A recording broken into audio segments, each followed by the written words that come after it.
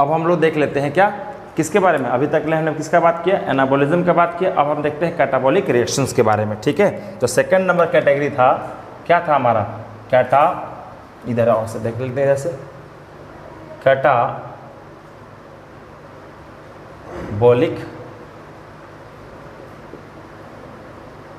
Reactions, ठीक है ना। कैटाबॉलिक में, उधर एनाबॉलिक में क्या था कि छोटे छोटे मॉलिक्यूल से बड़ा मॉलिक्यूल बन रहा था, जैसे इसका उल्टा होगा। इसका उल्टा क्या होगा सर, एक बड़े मॉलिक्यूल छोटा छोटा मॉलिक्यूल जो है ना टूट जाएगा, ठीक है ना। छोटे छोटे क्या होगा मॉलिक्यूल्स में, ये टूट जाएंगे, ठीक है। तो हमने क्या देखा कि सर उधर था छोटे मॉलिक्यूल काइनेटिक एनर्जी, मतलब क्या कि सर काइनेटिक एनर्जी, और इसमें क्या है पोटेंशियल एनर्जी, मतलब क्या कि पोटेंशियल एनर्जी कन्वर्ट हो रहा है किसमें, काइनेटिक एनर्जी में। क्लियर है। चलो इसका एग्जाम्पल पहले दे लेते हैं। एग्जाम्पल हम देख लेते हैं एक एग्जाम्पल से। नाम सुने होंगे रेस्पिरेशन का, क्या नाम सुने हैं, रेस्पिरेशन। रेस्पिरेशन का मतलब क्या होता है, ग्लूकोज का टूट जाना। Respiration is just reverse of photosynthesis. ध्यान रखिएगा, मैं आपको लिख देता हूं यहां पे, आप कह सकते हैं रिवर्स ऑफ फोटोसिंथेसिस, ठीक है ना। तो यहाँ से भी आपको पकड़ा रहा है कि सर इसमें कुछ बन रहा है और इसका रिवर्स मतलब इसमें टूटेगा, ठीक है। तो देखो तो क्या होता है इसमें, उधर बना था क्या ग्लूकोज, फोटो क्या बना था ग्लूकोज। रेस्पिरेशन में क्या होता है कि ग्लूकोज C6H12O6 एक बड़ा मॉलिक्यूल जो है वो टूट जाएगा किसके प्रेजेंस में, ढेर सारा यहाँ पे एंजाइम्स चाहिए होता है। अभी मैं आपको लिखूंगा एंजाइम्स के बारे में क्या होता है।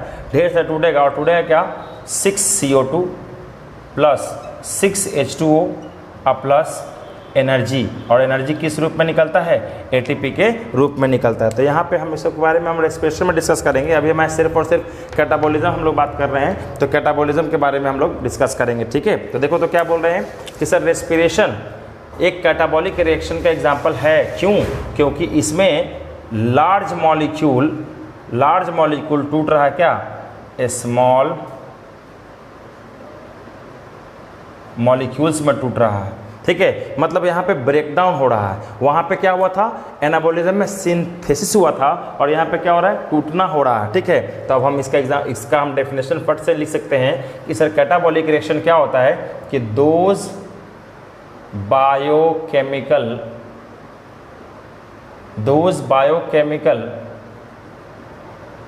Reactions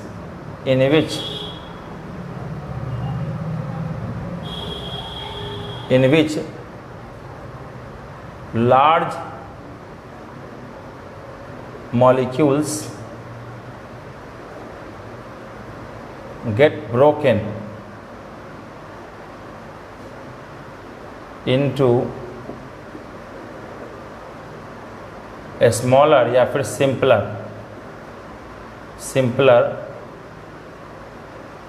substances are collectively called, क्या कहेंगे हम लोग उसको,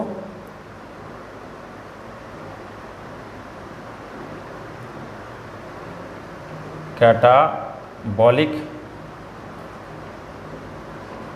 रिएक्शंस। कोई दिक्कत नहीं है, इसके एग्जाम्पल हमने यहाँ पे मेंशन किया। एग्जाम्पल क्या हो गया हमारा, रेस्पिरेशन, ठीक है ना।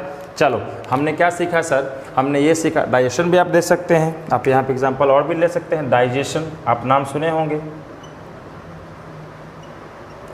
डाइजेशन, ठीक है। तो हम क्या बताएं आपको कि sir catabolic reaction is just opposite of what, anabolic reaction. यहाँ से हम कंक्लूजन निकाल सकते हैं कि catabolic reaction is just opposite of what, anabolic. हम लोग यहाँ पे कंक्लूजन क्या निकाले कि catabolic is just opposite of what, anabolic reactions. कोई दिक्कत नहीं, यहाँ तक क्लियर होगा सबको, ठीक है। यहाँ पे हमने क्या देखा, पोटेंशियल एनर्जी काइनेटिक एनर्जी में कन्वर्ट हो रहा है, ये भी बात भी क्लियर हो गया। चलो अब हम क्या करेंगे कि सर अब थोड़ा सा इसके बारे में बस अब कंक्लूजन निकालते हैं, है ना। कंक्लूजन क्या है, कंक्लूजन क्या है, ठीक है, कि sir anabolic reaction plus catabolic reactions को हम लोग एक साथ कहते हैं मेटाबॉलिक रिएक्शन। क्या कहते हैं हम लोग, मेटाबॉलिक रिएक्शन। ये तो बिल्कुल सिंपल है सर, क्योंकि मेटाबॉलिक रिएक्शन को ही तो दो भाग में बांटे थे आप, एनाबॉलिक रिएक्शन और क्या कैटाबॉलिक रिएक्शन। तो यहाँ भी क्लियर हो गया कि सर कंक्लूजन नंबर 1 क्या सीखे कि सर एनाबॉलिक रिएक्शंस और क्या कैटाबॉलिक रिएक्शंस को दोनों को साथ में क्या कहते हैं, मेटाबॉलिक रिएक्शंस। क्लियर हो गया। और दूसरा बात ध्यान देने वाला बात है क्या कि एनाबॉलिज्म और कैटाबॉलिज्म हमारे बॉडी में एक साथ चल रहा होता है। बहुत सारा बच्चा कंफ्यूज करेगा कि सर एनाबॉलिक कहाँ होगा, कैटाबॉलिक कहाँ होगा, और जहाँ जरूरत होगा वहाँ होगा। आपको इतना पता होना चाहिए कि हमारे शरीर में मिलियन और ट्रिलियंस ऑफ सेल्स होते हैं और सारे के सारे सेल्स में बहुत सारे केमिकल रिएक्शंस एक साथ हो रहे होते थे। कॉमन सेंस वाला बात है कि सर कहीं पे एनाबॉलिक हो रहा होगा, उसी समय में कहीं दूसरे बॉडी के पार्ट्स में क्या हो रहा होगा, कैटाबॉलिक। मतलब यहाँ पे बात समझने वाला बात क्या है कि हमने बोला कि एक पर्टिकुलर टाइम में बॉडी के अलग अलग भाग में, बॉडी के अलग अलग सेल्स में अलग अलग तरह के केमिकल रिएक्शंस होते हैं और वो या तो एनाबॉलिक हो सकते हैं और या तो क्या हो सकते हैं, कैटाबॉलिक। तो यहाँ से हम लोगों ने फाइनल कंक्लूजन क्या निकाला कि सर इसका मतलब ये हुआ कि एनाबॉलिज्म और कैटाबॉलिज्म, एनाबॉलिक रिएक्शन और कैटाबॉलिक रिएक्शन एक ही साथ हो रहा होता है हमारे बॉडी के डिफरेंट पार्ट्स में। इसका मतलब क्या कि बोथ, बहुत इंपॉर्टेंट पॉइंट है, ध्यान रखेंगे आप लोग, ठीक है। Both anabolism and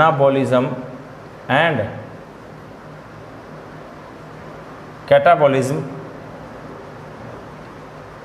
occurs simultaneously.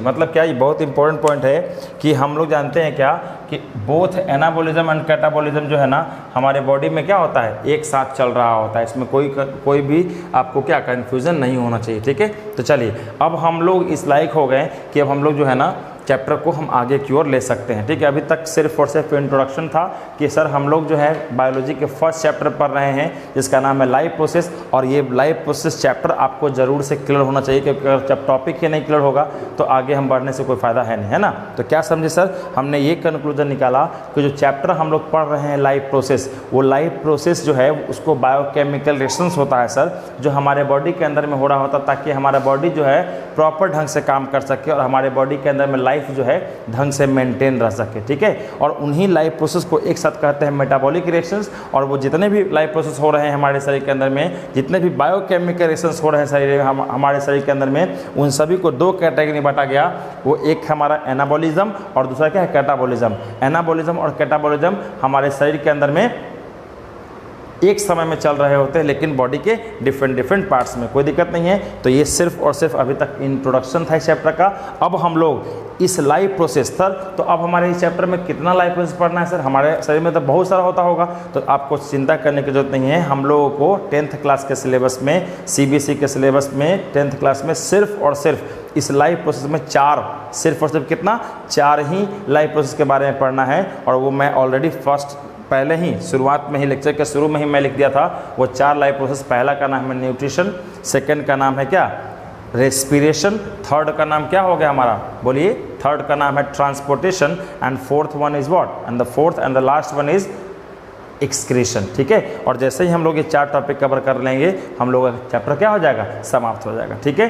तो चलिए हम लोग आगे बढ़ते हैं। उससे पहले आप इसको वीडियो को पॉज कर करके और आप जो है फटाफट कॉपी कर लीजिए। और ध्यान रहे कि एक एक पॉइंट को जो है ना ध्यान से सुनना है, एक बार नहीं, 2 बार नहीं, बार सुनना है। आपको अपने आप सब समझ में आ जाएगा। और एक बार आप क्लियर तरीके से आप अगर वीडियो को देख लेते हैं फिर आपको ज़रूरत नहीं होगा 10 जगह जो है ना इधर उधर करने का, ठीक है। और आपके जो भी शिकायत रहती है कि सर ऑनलाइन में ये नहीं होता है, वो नहीं होता है, ये सब कुछ होगा, ठीक है। आप आराम से पहले देखिए, उसके बाद आप इसको कंक्लूजन निकालिए, सॉल्व करें क्वेश्चन, अपने आप आपको समझ में आएगा कि सर यहाँ क्या मिल रहा है और क्या नहीं मिल रहा है, ठीक है। तो चलो हम लोग आगे बढ़ते हैं, फटाफट कॉपी करो इसको।